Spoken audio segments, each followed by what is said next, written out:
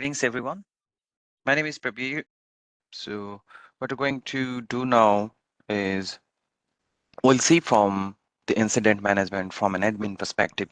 So, being an admin in the organization of the SOAR platform, how you can help out the incident team to adhere to the organization compliance or maybe the requirement, the manual SOPs, what you had these days before SOAR got into the team. So once you place the SOAR solution, QRadar SOAR solutions into the team, how you can map your manual SOPs into the solution, QRadar SOAR solutions. That is the thing we'd like to do. So this is the incident screen. So what I'm going to do is I'm going to do into the customization settings. Customization settings, and if you go into the incident types, right? So what are these incident types? So I'll tell you. So I mean, when you purchase, let's say QRadar SOAR, okay? So the industry type could be anything. There are different industry type in the world, right? So IT industry, banking sector, financial sector, right? So this based on the nature of the industry, the attack type or the kind of incident they manage could greatly differs, right? The incident types managed by financial institution could be or very well differs from an incident type managed by a IT industry, right?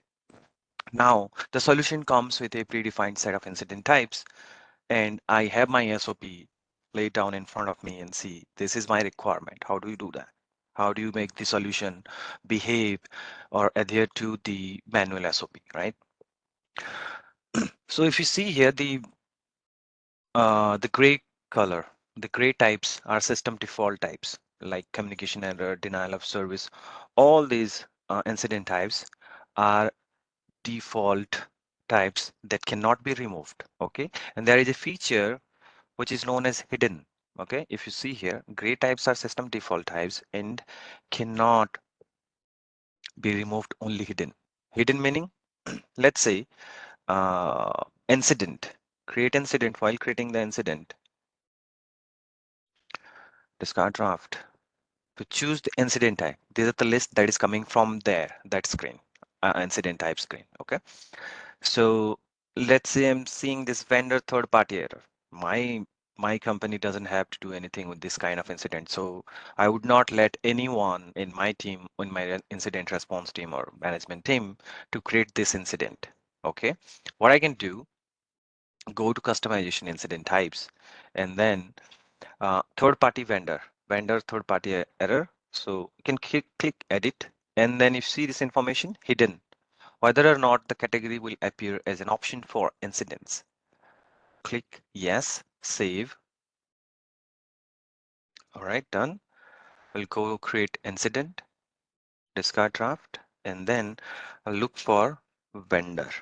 See, there is no results match for vendor. Okay, so now that option is hidden, and the SOAR solution or the QRadar SOAR will not give you that option to create an incident type out of it.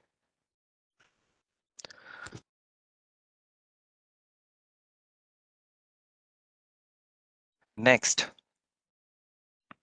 if you go to incident types, and then obviously I would like to create one of the incident type which my organization deals with. Let's say, for example, it says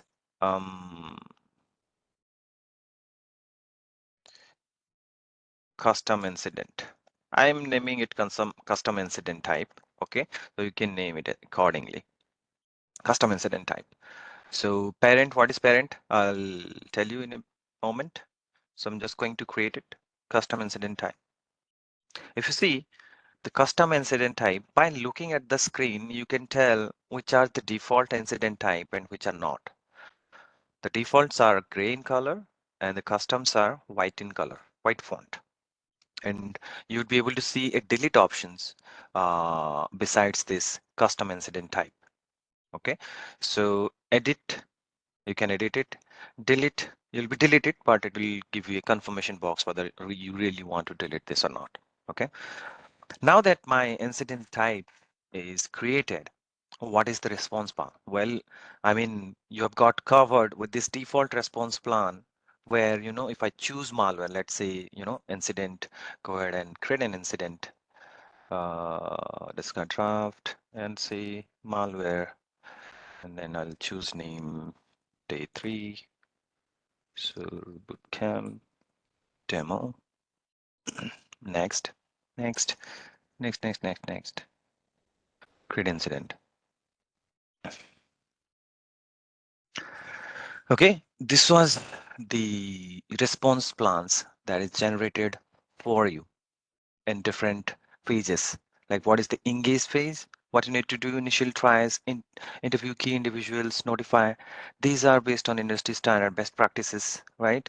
And based on the breach modules, if you have anything like in here, something like respond data breach organizational, investigate exposure of personal information or data. If there is any personal information exposure that you do by following the instructions, right? Post incident, what you need to do after resolving a post incident, right? Generate a report, notify internal management chain, all these things, right? This can be greatly customized. I mean, this is the response plan generated by the platform, but if you have any additional on top of this, even your organization's SOP says, okay, so these are the steps you must do on top of it. There are a couple of tasks also you need to go through to remediate this malware type of incident. What do you do? Then in that case, what I can do is that there are different ways, but right now at very basic level, right? This can be automated based on, I mean, if that is the thing that your organization is going to do always based on an incident type that can be, addressed by a playbook, right? Or maybe rules. Or at a very basic level, what I'm going to assume here is that, this is one of a kind, and then I'm going to add some ad hoc task. How can you do ad hoc task? There is an add task button. Click here and then say my custom task. Okay, and this is the phases. Those are available. These are also this can be also customizable. Initial, engage, detect, all these things. I'm going to do it at custom. Owners, if you want to keep any owner, right. I'm currently logged in as resident sysadmin, so I'm going to keep it to resident sysadmin. Due date, if that is one, so if you see a star mark, that's the only mandatory thing. Rest are optional. Okay. Private, if you see is private, any task if you make it private, then that task is visible to the owner and the member of the task only. If you want to, so let's say if you're managing an incident and you stumble upon a sensitive information, but you want to keep a note of it so that you don't forget at a later point of time, right? So what you can do, you can create a task and mark it private so that rest of the incident management team will not see it. Only know, I mean, need to know basis. You are the owner, you can see, and if you make any team member a part of the task, or a member of the task, they can see it, right? Great. So once you create it, it'll come up as in a different phase as we had, selected custom. So this is the custom task. So in this manner, you can create any ad hoc task during the incident response plan if you feel there is a need. And once this is done, my custom task. So once you assign this task so to some analyst, okay, then what happens? So that analyst goes ahead and open this task, my custom task. Okay. Now let's say, for example, I am an analyst. My tasks, okay, I've been assigned. I logged into my system. What is my assignment today? I went into, my custom task is assigned to me. Let's see what I'm supposed to do. And I am totally blank. The instructions, there is no instruction. I mean, what am I supposed to do? So the creator, basically, in this case, the owner and creator is same, but in your case, in a real world, the creator would be different because the task, the resilient sysadmin task, this could be created by your team lead. This can be created by your manager that you need to check. This could be created by some other people or a stakeholder of the incident, right?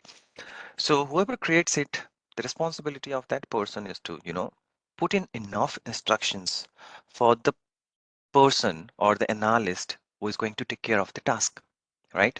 In this, let's say, uh, analyze malware infected system. Okay, so this is the instruction. See the details in the instructions. Look for attributes of the malware. Analyze malware should only be done by someone qualified, trained, or do so. What are the sandboxes services those are available to help you out during this kind of investigation. All these details, any possible as much information as you can pack into the task that could possibly help the analyst to resolve or achieve the or remediate that particular task, right? So that's the goal of the instructions. Be very explanatory uh, while writing the instructions. Once that is done, the analyst, I've been assigned this task, I can just mark it complete and close. And once this is done, uh, this task will be marked. This is striked out, strike through text, and then there is a green tick box. Okay, so that means I can identify, differentiate between an open task and closed task. Okay, this task is closed now. If you see, if you happen to have done few of the tasks already, then you can directly mark it close, the toggle button from here like this. Or if you want to do bulk, there is a checkbox right there, and then selected mark complete. Okay, so all at once you can mark complete multiple tasks as well. That's a bulk edit, bulk operation. All right. Now this we saw it for a incident type malware. By the way, the informations that you're seeing here, the summary, these are you cannot edit it right from the main incident page. What you need to do is you need to go into details, and then basic details you see here, and then this. So that's the extract from this page. And if you want to edit, you have to edit in here. Okay. So incident type could be multiple incident type, right? So even malware that caused denial of service attack. So what I can do, so during the investigation, I was trying to do malware investigation at some point of time that, phased into denial of service and caused service disruption. Okay. I came here and then, I put it denial of service as well. So the SOAR platform is well aware of what to do with this multiple type of incidents, how you can remediate. So it's going to pack in the regenerate the task were updated, because since you told me that this also seems to be a denial of service, I'm going to give you additional task that you should go through while taking care of the denial of service. Okay, so if you go to the task list, this will be updated. See, this task has been updated. All right. Now this is for the default incident type, which comes pre-installed with, pre-configured with QRadar SOAR. Now what happens when you have a incident type of your own, which we have created, incident types, custom incident type, right? In this case, let's go ahead and create it and see what it does. Okay. So incident type, I'll see custom incident type. Next. Okay, name is mandatory. So bootcamp 3 my incident custom incident demo. Next. All right. So just have to be careful while you're doing. I'm just because it is a demo, I'm just doing next. So you're not supposed to do that while in a real environment for sure. Uh, just I'll uh, explain about this privacy. Okay, this is part of the privacy modules that we talked about in the initial days of the session, the very first session. Was personal information or personal data involved? Okay, at this point, I'm not sure whether that was the case or that is the case, right? So based on the response, the task generated, the task that gets tagged to the incident, it depends on what kind of options you choose, right? So let's say unknown. Okay, next, and create incident. I see there are some questions on the chart. Somehow, the QA pane is not showing up today. So if you happen to have any questions, please dump it in the QA, and then at the end of the session, we'll try to address this. Thank you. So I have created this, incident type. If you see here right inside, says custom incident type, and the same information you can also see in great details on the details tab, description, or the incident type. Okay, custom incident type. Let's see the amount of task that goes in here. Oh, there's nothing. Okay. Now you must be, let's say my custom incident type is a, incident type as a real incident type in your organization that you used to handle before SOAR came into the picture in day-to-day basis, right? So how you're going to put those in tasks, how you can make this platform behave so that, whenever you create that custom incident type, all the task automatically comes in here, right? This came by default because you remember that during the create incident type, that privacy thing we checked, unsure, unknown. I'm not sure whether the personal information is exposed or not, right? Hence, this task is generated. So basically, you are supposed to do during the investigation at some point of time, you are going to make sure whether personal information is exposed or not. Based on that, so you're going to come here and then, whether you're going to edit it and then make a note that whether it is the uh, seen or not, whether it was exposed or not, right? So I'm just going to mark it complete and close at this point of time. What we're going to do right now is that, let's automate these things so that it can behave as a out of the box predefined or pre-configured incident type. Let's head over to customization settings and then incident types. So this is the incident type. I see custom incident type is already there. What I'm going to do right now is incidents can be organized under various types. You can also create rules referencing these incident types. So that's what I'm going to do, right? So it's already says or gives you the information how you can do that. So click rules. Okay. Create playbooks with playbook designer. I can achieve this using a playbook as well, but right now I'm sticking to rules so that you are well versed with the rules and also the playbooks in the upcoming session. Um, okay. So if you see this, there are different rules. So I'm going to create one of my rule, automatic display, uh, custom incident type. Okay. Status is enabled. Object type. There are different object types based on which the rules can be triggered. Like if you happen to use QRadar sim, when you build a rule, you must tell whether the rule is applicable for an event or it is applicable to a flow, or is it a common, which is applicable to both, or is it an offense rule, right? So based on that, it acts on the data type. So in here, the rule will based on the object type a little bit different. So if it is incident, the rule will see into the incident fields. If it is task, the rule will see into the task attributes. So whatever the attributes that task has on its QRadar SOAR platform, it's going to check those. So right now, I'm dealing with incident. So what I'm going to do is I'll choose object type incident, okay, because I'm going to pop up tasks into an incident. Condition, add condition is in which to invoke rule. What is the condition that that you want to associate with this rule? So what I'm going to say is that type, incident type. When the incident type is included within custom incident type. Okay.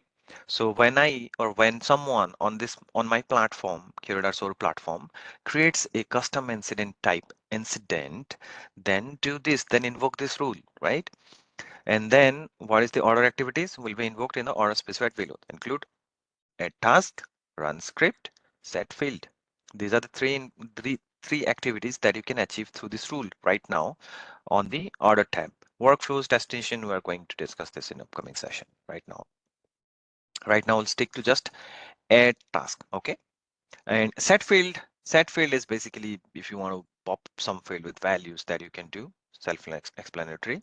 Run script will also, cover this in the playbook session.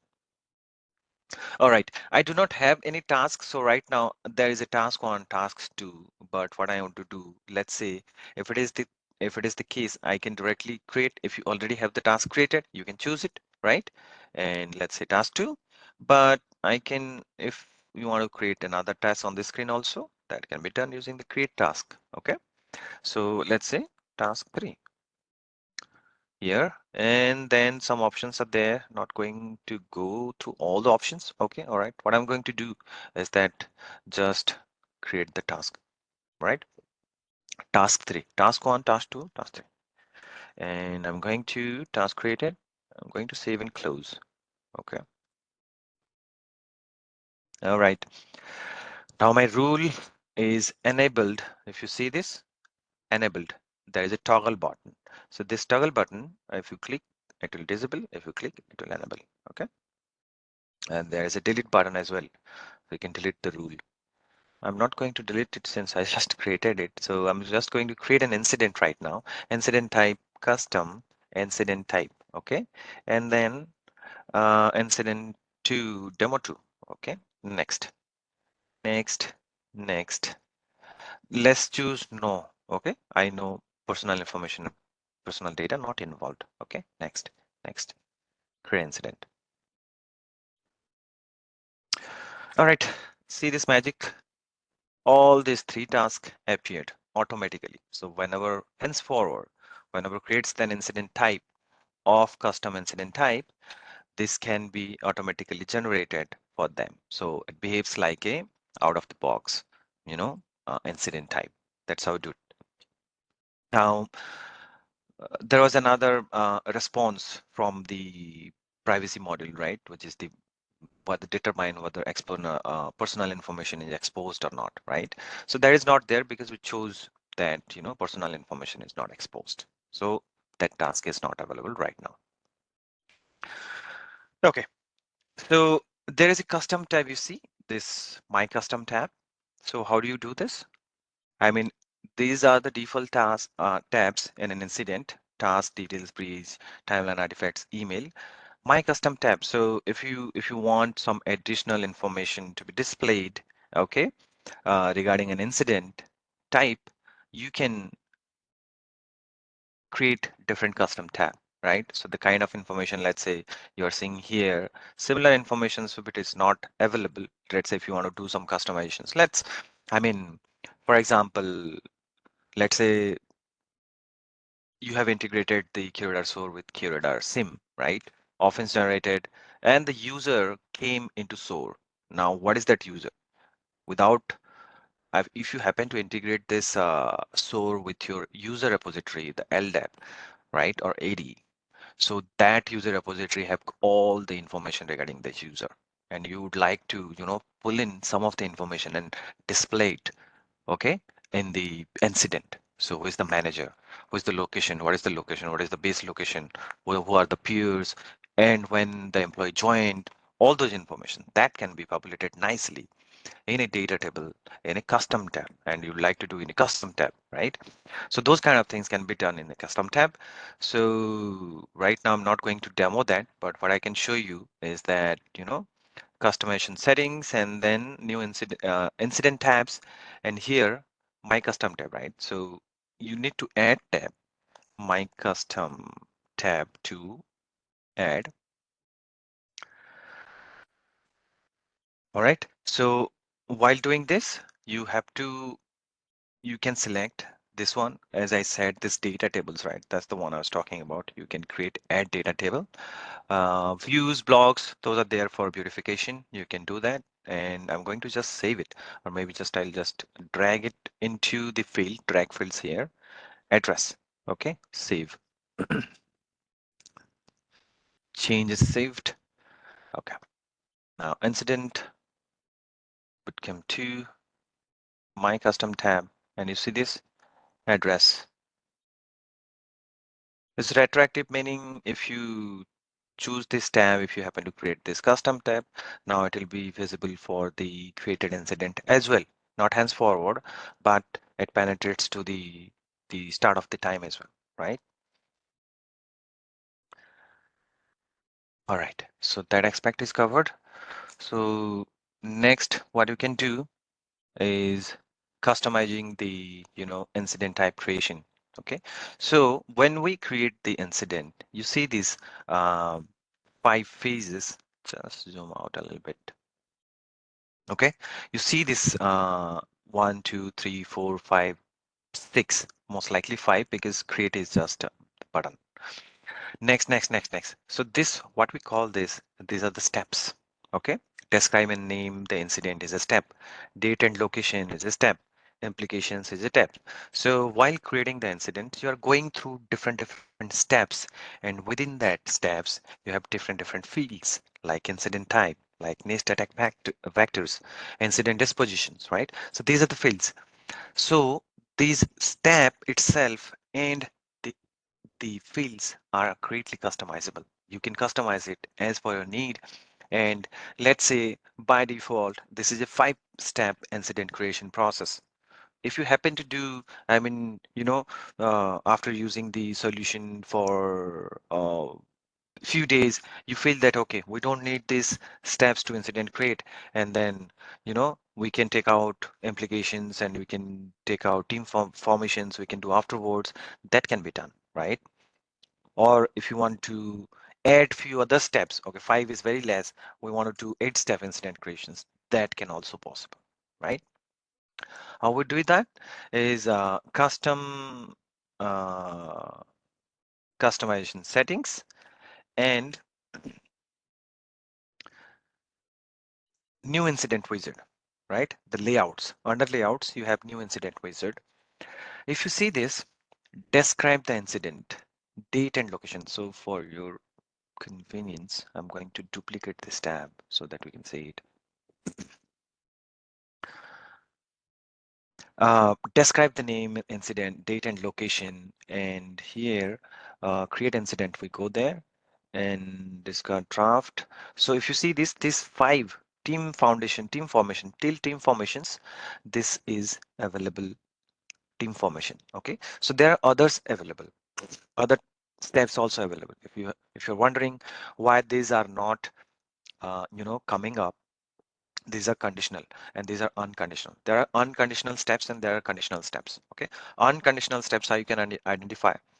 Click the spanner icon, edit step, you see these conditions. There is no conditions to display. Okay, so these are unconditional, meaning whenever you create an incident, irrespective of what conditions and based on what fields contains what value, this will come up. Okay, now let's say team formations, till team formations, these are unconditional, right? So let's say regulators, see there is a condition involved. Was personal information or personal data involved? If this happens to be yes, then this pop-up is going to be, come up. Like you remember during the demo of Vinay was doing the demo and then it chose this to be yes, and then you got the regulatory screen, right? So it's like that. So these are the infos. Let's say, during the incident creation, I want to identify whether this is a QRadar offense or not. So I can do what I can do. There are different fields that we can create, right?